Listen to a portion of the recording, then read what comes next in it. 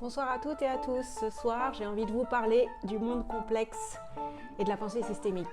Mais avant ça, j'ai envie de partager trois bonnes pratiques. La première, toujours l'humour pour nous maintenir en forme, nous les tribus de confinés. C'est encore une fois le MBA DMB de l'EFAP qui a une très bonne pratique. Ils font un partenariat avec Hippolyte. Hippolyte, c'est un illustrateur. Il lui donne un thème. Là, aujourd'hui, c'était les enceintes connectées et il en fait une illustration très humoristique. C'est marrant.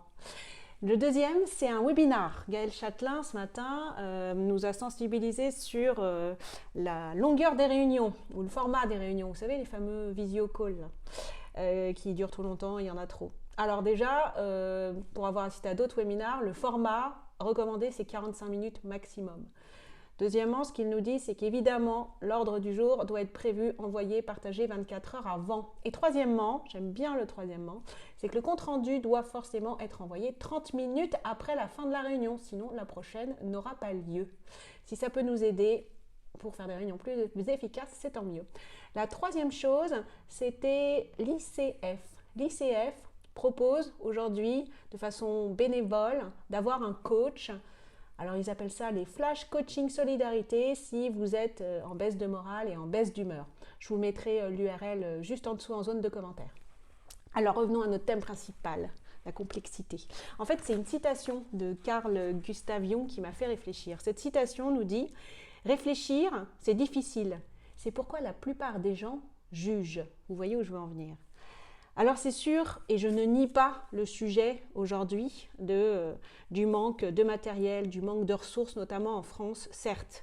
Maintenant, si on raisonne de façon un peu plus système, justement, on peut aussi complètement à l'opposé revenir à l'origine de l'épidémie. Et là, c'est une vidéo notamment d'Aurélien Barraud et puis un autre article que j'ai lu, que je vous mettrai en commentaire, qui nous sensibilise sur le fait que les épidémies aujourd'hui vont de plus en plus se démultiplier, parce qu'on a fait disparaître beaucoup d'espèces animales et qu'il n'y a plus de barrage. Certaines espèces faisaient barrage à la transmission de virus entre les animaux et les êtres humains. Et puis aussi, dans ce sujet du coronavirus, c'est un bon terrain pour potentiellement se demander à chaque fois qu'on lit un article s'il n'y a pas d'autres explications, d'autres façons de voir. Forcément, chaque article a un angle de vue, défend une interprétation, une opinion, est émis par quelqu'un qui est spécialiste sur seulement un sujet. Alors par exemple, sur ce coronavirus, en dehors de l'explication potentiellement d'origine, on a eu aussi potentiellement des malentendus, des mauvaises interprétations, peut-être des omissions, et puis aussi des biais. Parlons par exemple du biais de généralisation. Roselyne Bachelot le disait la semaine dernière dans une émission de LCI. Elle soulignait le fait que jusqu'à maintenant, récemment, les récentes épidémies n'avaient jamais atteint l'Europe. Alors on s'est peut-être dit, nos cerveaux en tous les cas se sont dit, celle-ci non plus n'arrivera jamais en Europe.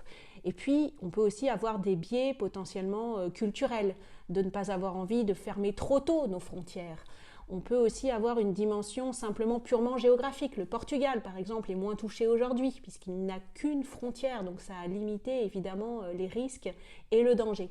On peut aussi avoir des différences de comportement, des comportements potentiellement plus, j'ai envie de dire, responsables, citoyens, qui ont pris conscience, sans que forcément le gouvernement mette en place des règles, de se protéger, de se confiner. C'est ce qui s'est passé notamment au Portugal et même un petit peu en Allemagne où les gens ont déjà pris des précautions avant que le gouvernement émette des principes et des règles.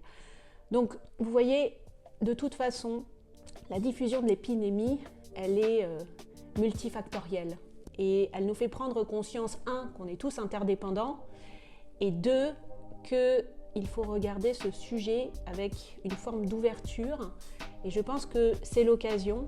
Alors on aurait aimé en avoir une autre bien entendu, mais elle est ici maintenant.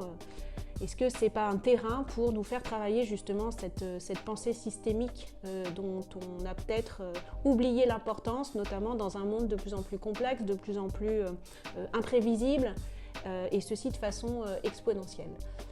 Voilà, j'espère que ça nous aidera, ça vous aidera en attendant le prochain sujet qui sera peut-être autour de l'innovation. Je vous souhaite une bonne soirée, à bientôt.